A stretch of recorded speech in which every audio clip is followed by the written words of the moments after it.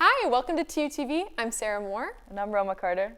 Okay, so Roma, it is your first time hosting with TUTV. It is. Are you excited? I am. I'm a little nervous. I just found out about 10 minutes ago I was doing this segment, but I am excited. Yeah, so do you want to tell us a little bit about yourself so we can get to know you? Yeah, I am a sophomore here at TU. I'm studying media studies as my major and sports science and exercise as my minor. I'm interested in journalism and I really like basketball. Really cool. Yeah. And so we were talking about the weather, which I know is super generic. However, today is absolutely gorgeous outside. Absolutely. It's like all rainy. Love it. Yes, it makes me just want to go home and snuggle up with a book. Exactly. You know? Yes. What do you like to do on rainy days? Watch The Office. Watch Nice. The Office. Very good. You know that one scene in The Office where forgot her name, but she's talking about cuddling up with a book and you know. I know. You know. Is it Pam? No, it's not Pam. It's what is her name? Well, that's how I'm feeling today, though. I know I'm gonna have to come back to campus and work on a bunch of homework, but it just makes me so sleepy, you know. I agree. Well, hopefully we'll stay awake through the rest of this segment. We'll see you back in a bit.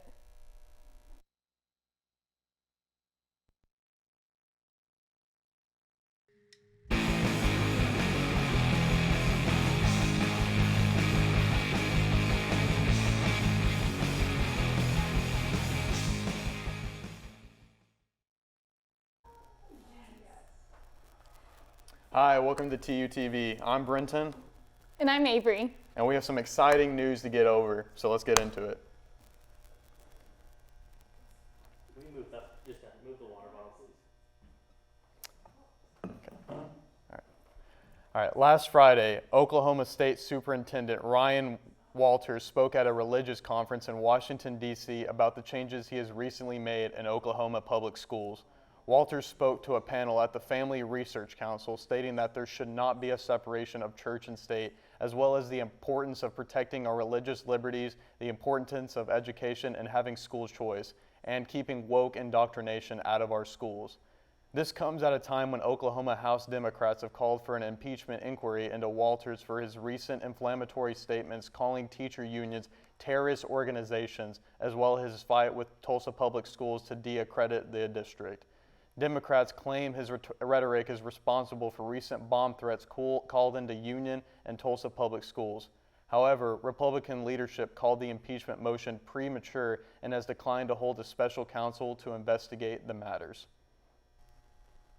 On Friday, the United Auto Workers began a coordinated strike against the big three auto manufacturers in Detroit, Ford, General Motors, and Stellantis. This marks the first time the UAW has struck against all three companies at the same time, as well as the continuation of the hot labor summer. UAW is demanding a 40% wage increase over 4 years and a 32-hour work week without a decrease in pay. In an interview with CBS Face the Nation, UAW President Shawn Fain said, "We're fed up with falling behind. There is no excuse. These companies have made $250 billion in the last 10 years. $21 billion in the last 6 months alone, and our workers' wages and conditions have went backwards." President Biden echoed this statement and showed his support for the striking auto workers along with many other Democratic politicians. Drivers for Lyft and Uber have begun striking in Tulsa, citing lower wages for drivers and increased costs for users as the basis for the strike. Without a union or larger community to boost the popularity of this strike, it's primarily a grassroots movement meant to send a message to the two corporations. The strike will take place for just a few hours in September, and although it will likely not affect the majority of Lyft and Uber users in Tulsa, it's a start for raising awareness about the exploitation and making users and drivers alike more considerate of their use of these services. Support for ranked choice voting grows in Oklahoma as Rank the Vote campaigns for changes to be made to our voting system and educates the community about its potential benefits. Rank the Vote proposes that a system allowing voters to rank candidates in order of support, also known as instant runoff voting, would save $1 million of taxpayer dollars devoted towards runoffs each election.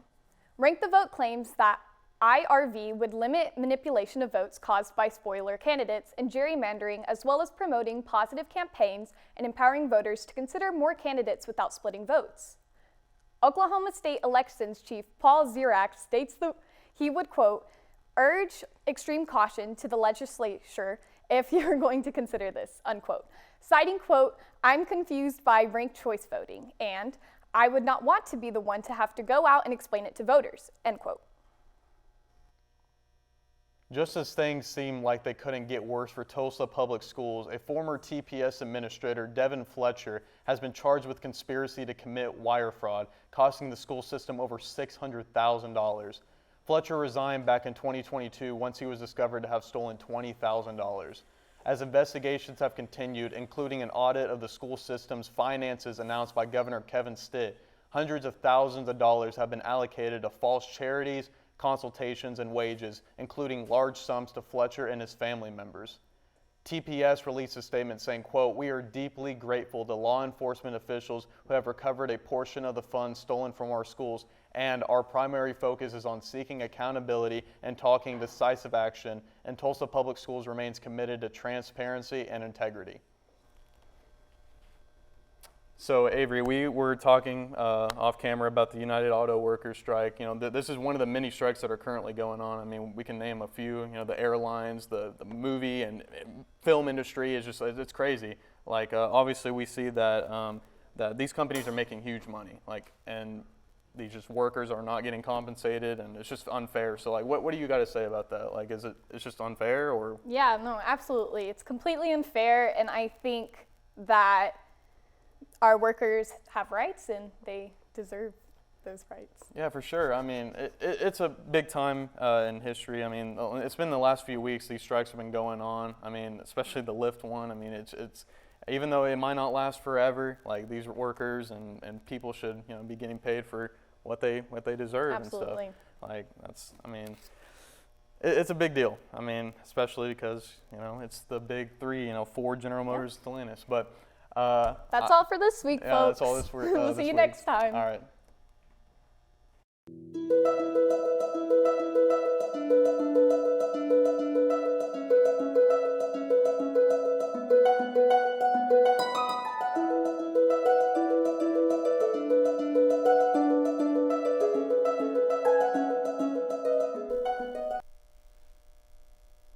Hi, welcome back. Today I'm going to be interviewing Marcus Easley, who's the president of Phi Mu Alpha.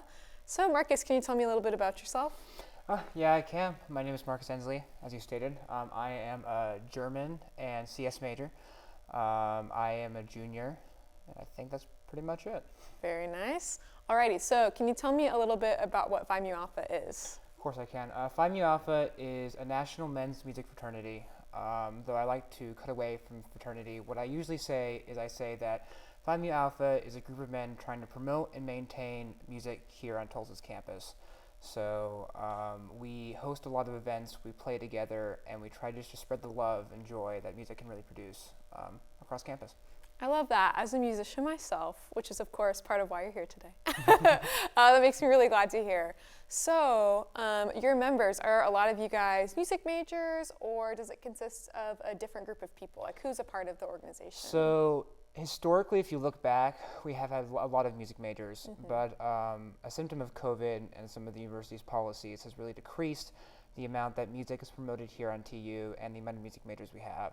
So right now, we are actually, a minority of us are music or music ed majors. The primarily of us are CS majors, if you can believe it. But no, so we get a bunch of different people. We try to just find people who have a passion and enjoy to play music, because no matter what you plan on studying or what you plan on working on, right, almost everybody has some sort of love for music, and it's about finding those people and promoting those people. Yeah, that's awesome.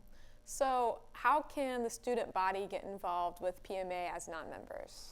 As non-members, ever since COVID, we have done a very little across campus, and as president this year, I'm trying to promote a lot more about Phi Mu Alpha being together here on TU's campus. And so we are planning on hosting a bunch more events, such as we're thinking about doing some sort of jazz speakeasy, just playing some light jazz and having people come down and kind of converse while we're playing light jazz. I keep saying light jazz. After that, we want to do a music trivia night with SAI, which is the women's music fraternity here on campus. That one I'm really excited for. I think that for the student body and for the brothers and sisters at Phi Mu Alpha and SAI respectively, it will just be so fun to create that event. What I think of is like color palettes for Taylor Swift, right? Yes. And so trying to guess the album based on the color palette and just silly stuff like that to really just test like how much are you involved in music, and just like just silly things of like, oh, I know that. Mm-hmm. Right? And then we also play lots of music across campus. So we carol for sororities. We do multiple recitals each semester with SAI and without SAI. And so if people want to get involved with us, come to these events, or if anybody wants to play, we have an open policy. Come talk to us, and we can find a reason to play with you and give you the space to play, because a lot of us here aren't playing music for a major, for academically. Instead, we're playing it because we want to and we love it, and there needs to be more excuses in our lives to play more music. Yes. Well, I, for one, will definitely be at the trivia night. That sounds like so much fun. I think I would absolutely kill at the Taylor Swift album cover art question, so I better be involved. We talk about Taylor Swift a lot here at TUTV, fun fact. Sure you do. So my last question for you is, how can people get involved with PMA if they want to become a member and join? So as a fraternity, we do have to do the rush process, right? It's a lot different than IFC. So we host Rush each semester, and basically what it is that for about 3 weeks we just host a bunch of fun events. So like anybody can come to these too, and there's not like a test or anything. So we do a grill out, we do a board games night, we do usually try to do like some sort of musical night. It's up in the air, right? But just coming and doing these fun things with everybody across campus, and come to get to know some of the brothers. And if you want to join, also just contact me with my email or my phone number. Awesome. So. Well, thank you so much for talking with us today. It was really great. Thank you.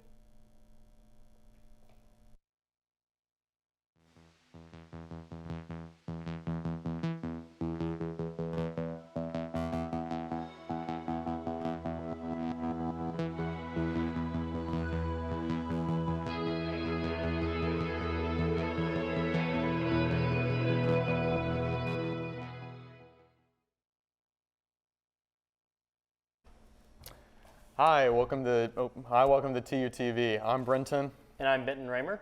And we got the sports segment right here. Let's get right into it.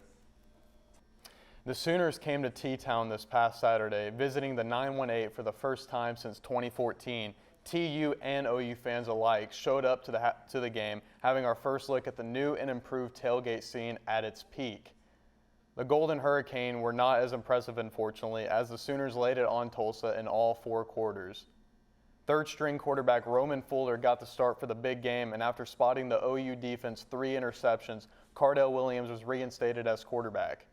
It wasn't enough, as the TU defense was toyed with by OU quarterback Dylan Gabriel, who threw for 421 yards and 5 touchdowns in only 3 quarters of work. OU wins 66-17 as Tulsa drops their second straight game by double digits. Tulsa capped off tournament play in exciting fashion this past weekend at the Stephen F. Austin Invitational in Nacogdoches, Texas. In a weekend where they played Ole Miss, SFA, and Sam Houston, Tulsa went 2-1, improving to 7-4 on the season. In their match against Ole Miss Rebels, Tulsa got off to an early 2-0 lead, but after dropping the third and fourth sets, Tulsa went into their first fifth set of the season and came out victorious. This is Tulsa's second win of the season against a Power 5 team, defeating Michigan State earlier in the year. Tulsa's second win of the tournament came against Sam Houston in another 5-match thriller. After dropping the first 2 sets to the Bearcats, the Golden Hurricane rallied back in the third and the fourth before completing the reverse sweep and defeating Sam Houston 15-13 in the fifth. Tulsa will begin conference play this week, playing Temple on Tuesday before coming home to play Rice on Saturday and Sunday. Tulsa men's soccer wins their first conference bout of the season, traveling down to Boca Raton and defeating the Owls of Florida Atlantic 2-0. In a match that saw the exit of center back Wes Bottenberg, Tulsa fought through injuries and the Florida weather to secure the victory. The first goal came at the 43rd minute by freshman Bowen McLeod, who came in for Bottenberg. The insurance goal came in the 78th minute after Mike Eigendel took a ball to the back of the net after Malik Henry Scott beat a defender and set Eigendel up for the goal. Tulsa will be back at home Tuesday as they look to enact revenge on the Creighton Blue Jays, the team that knocked them out of the NCAA tournament last year. The Tulsa women's soccer team battled back from a 3-goal deficit to draw 3-3 with Kansas City on Sunday afternoon at the Hurricane Soccer Stadium. The Golden Hurricane moved on to 2-6-2 on the season. Kansas City got off to a hot start, scoring in the 21st, 35th, and 36th minute, but went quiet in the second half, allowing Tulsa to fight to a draw. Freshman Taylin Simeons was the hero for Tulsa, scoring 2 goals in the 35th and 76th minutes to claw the Golden Hurricane to a tie rather than an embarrassing 3-0 loss. Tulsa will resume conference play against SMU on Thursday in Dallas. Coach Prime escapes upset territory as the Colorado Buffaloes defeated rival Colorado State Rams in double overtime. In a year where all eyes are on Coach Deion Prime Sanders, the game of the week was nothing but entertaining. In front of a sold-out crowd in Boulder, Colorado, the Buffaloes battled back from an 11-point deficit in the fourth and outlasted the Rams in overtime, remaining undefeated ahead of a 2-game stretch where they faced number 10 Oregon and number 5 USC. So, Benton, did you go to the TU game? I did, yes. Man, as much as the score was kind of like a different picture, I thought they played well, for most of the part. Yeah. Like, obviously, it's kind of hard, battling a top 25 team, Right. in OU. But, when Cardell came in, I thought the team looked a lot better. It just didn't come across as points, Absolutely. And, really fun atmosphere because you've got a lot of people here that have a lot of friends at OU, and so you can kind of, more than a team that you don't know about. A lot of people know about them, and you can talk with your friends at OU. So I think really fun atmosphere, and even though it didn't go the way we hoped, it's a pretty enjoyable game. Sold out crowd. Tailgate looked great. Yes. I didn't get to participate in that, but I walked through it, and it looked exciting. This was a sold out game, as I said, and it was fun.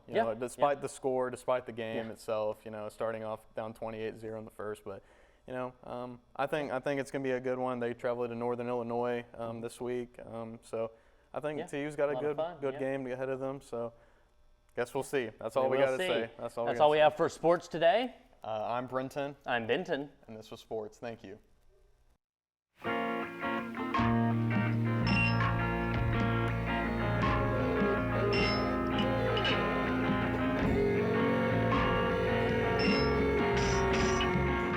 Benton Raymer. And I'm Brenton Jennings. Hey, we got some exciting entertainment going on. Let's get right into it.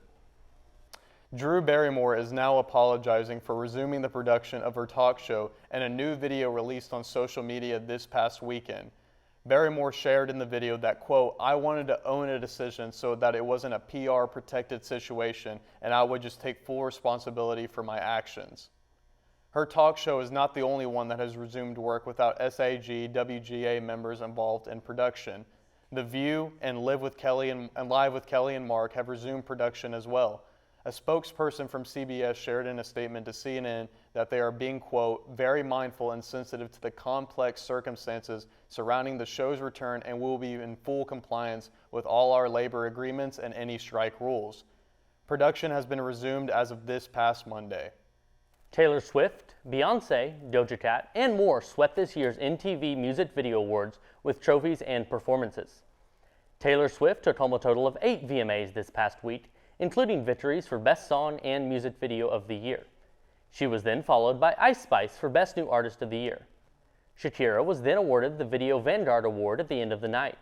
You can see a full list of VMA nominees and winners at mtv.com/VMA. New York City welcomed designers new and established back to the city at New York Fashion Week. Ralph Lauren and Philip Lim made major returns with new spins on timeless feminine and masculine pieces.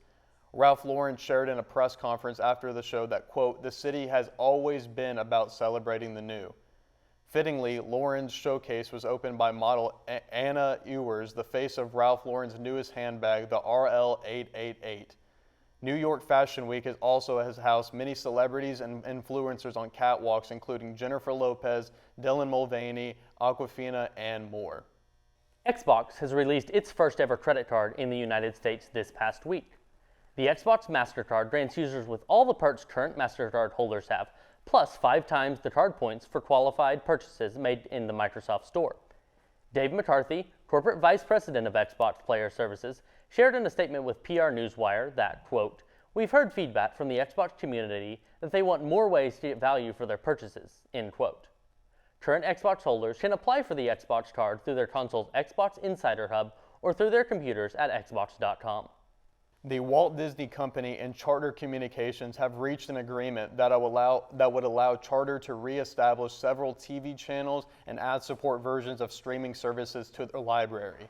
Included in this deal is an access to an ad-support version of Disney Plus and ESPN Plus, included with Spectrum TV Select Plus membership.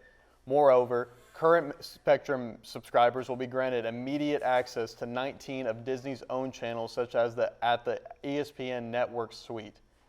Channels excluded in this new packages are National Geographic, Disney Junior, Disney XD, FXX, and more.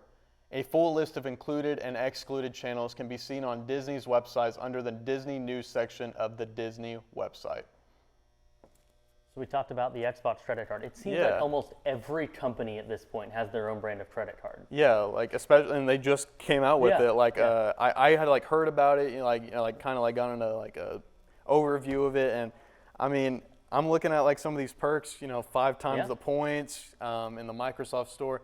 I mean, although you say that, like they're coming out with all these new cards, like that's not too bad, No, it's not. But I think airlines were one of the main first businesses that weren't a credit card company to come out with one. Now we've just got everybody with their own branded credit card, and I don't understand why. Just everybody wants to do it. Yeah, we'll probably be reading more stories like down the road where it's like all of a sudden like a local chain restaurant is like coming out with a credit card. Start a TUTV credit card at this point. Might as well. Must be profitable. Like, and hey, apparently, the Xbox community's pretty excited about it, to see like kind of like what goes on with it, if it's worth it, if like if it's worth like stacking points and all that stuff. I guess we'll see. I don't know. Yeah, I'm an Xbox player. I don't know if you are, but a little bit. But the Xbox MasterCard. That's great. We'll see. Okay, that is all we have for entertainment this week.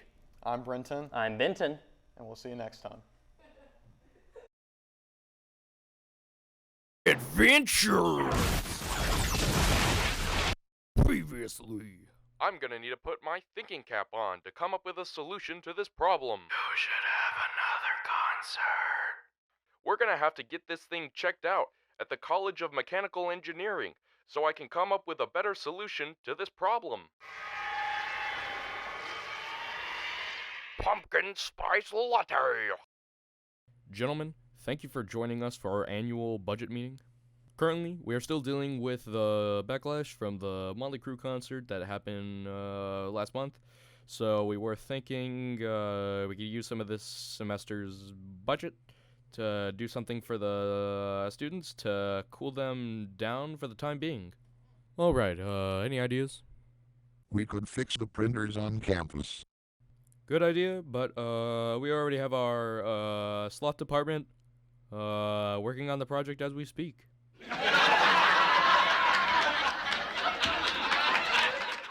We could devote a majority of our resources to getting Chick-fil-A up and running. That project has already been finished, thanks to the help of our snail squad.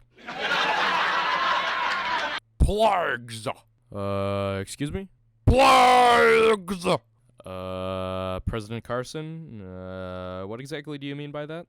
We get like a swarm of locusts and have fire rain down from the sky to keep the students occupied. That's a horrible idea. I love it, but we don't have a swarm of locusts and fire rain. So how about fireworks and crickets? That should just about do it. To be continued next week.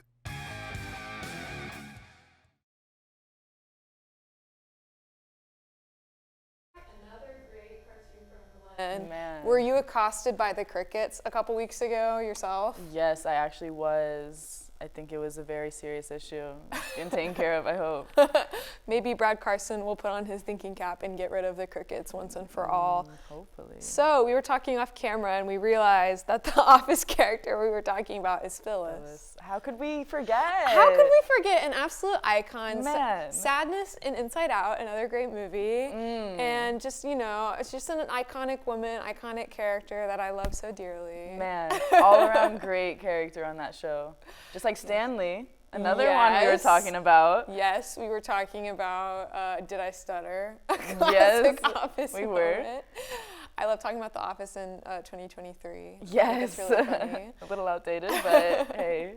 We were also living on. talking about favorite movies and favorite TV shows off camera. Yes. I want to share some of yours. We were. I would say The Dark Knight is probably my favorite. I'm a big Batman fan. And my other one is White Chicks, which is a little off topic from that one, but how about you, Sarah? My favorites are Princess Bride and When Harry Met Sally. I'm a rom-com girl, very different than Black Knight and White Chicks. Hey, I can see a crossover episode somewhere between our shows, I our think TV so, movies. maybe a little bit. So I need everyone's help to help me convince Roma to watch New Girl as well. We were talking off camera about that. I think that should be your next and then TV show. Breaking Bad for Sarah. I think that's a good compromise. Ooh, I don't know about that. It seems like a little bit of too much for me. It is a lot. You know, Aaron Paul, who plays Jesse, says he doesn't get compensated for all of the Netflix streams that... Are you kidding me? Yeah, they don't get compensated for that. Sounds kind of like the Uber Lyft story we were hearing earlier. In news, interesting. Makes you think a little bit. Yeah, we're finding some patterns here. Patterns in the way that the economy works in the U.S. Man. All right, well, I think that's all the time we have for today, folks. We'll see you next week.